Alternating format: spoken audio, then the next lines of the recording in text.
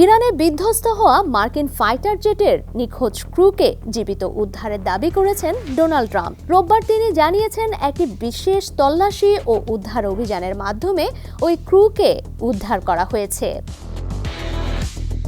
শুধু কর্নেল বলে পরিচয় দেওয়া এই ক্রু বিমান বিধ্বস্তের পর কোথায় লুকিয়েছিলেন, কিভাবে যোগাযোগ হয়েছিল তা নিয়ে রোববার প্রতিবেদন প্রকাশ করেছে ফক্স নিউজ। ট্রাম্পপন্থী এই গণমাধ্যমটির সাংবাদিক জেনিফার গ্রিফিন জানিয়েছেন, উদ্ধার হওয়া ক্রু মূলত weapon system officer. One of the crew members of the F-16E warplane that went down over Iran has been rescued and is safe at this moment in time. Fox নিউজের Pentagon প্রতিনিধি Jennifer জানিয়েছেন, গত শুক্রবার স্থানীয় সময় ভোরের দিকে দক্ষিণ পশ্চিম ইরানে একটি F-15E স্ট্রাইক ঈগল হামলার শিকার হলে পাইলটের সঙ্গে ওই কর্নেলও প্যারাসুট নিয়ে লাফিয়ে পড়েন। এরপর তিনি একটি পাহাড়ের কয়েক হাজার ফুট উঁচুতে ওঠেন। সেখানে টানা 48 ঘন্টা আত্মগোপনে ছিলেন, আশ্রয় নেন টিকে থাকার নানা কৌশলের। নিজের অবস্থান শনাক্ত করতে এবং মার্কিন বাহিনীকে উদ্ধারে সহায়তা করতে এই সেনা সদস্য একটি এনক্রিপ্টেড যোগাযোগ ব্যবস্থা অর্থাৎ একটি বিশেষ বিকন সংকেত সক্রিয় করেছিলেন।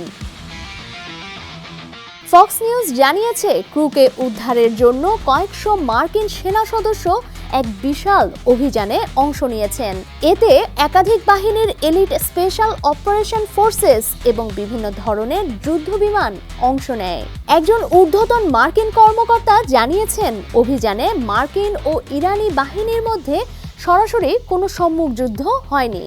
তবে ইরানি সেনাদের উদ্ধারস্থল থেকে দূরে সরিয়ে রাখতে মার্কিন বাহিনী গুলিবর্ষণ করেছিল। প্রায় 36 ঘন্টার উদ্ধার অভিযান চলার সময় ইসরায়েলি সামরিক বাহিনী এই এলাকায় ইরানের বিমান হামলা প্রতিহত করতে সক্রিয়ভাবে সহায়তা করে। মার্কিন উদ্ধারকারী দলকে সুরক্ষা দিতে ইসরায়েল ইরানি হামলাগুলো থামিয়ে দেয়। রোববার ইরানের বিপ্লবী গার্ড বাহিনী IRGC দাবি করেছে, নিখোঁজ এক পাইলটকে খোঁজার কাজে নিয়োজিত একটি মার্কিন বিমানকে তারা ধ্বংস করে দিয়েছে। দেশটির আধা সরকারি সংবাদ সংস্থা তাসনিম নিউজ IRGC-কে উদ্ধৃত করে এমন প্রতিবেদন প্রকাশ করেছে।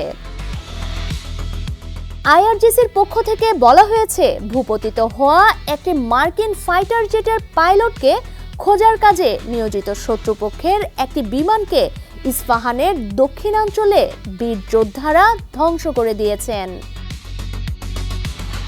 ডেস্ক রিপোর্ট, সমকাল।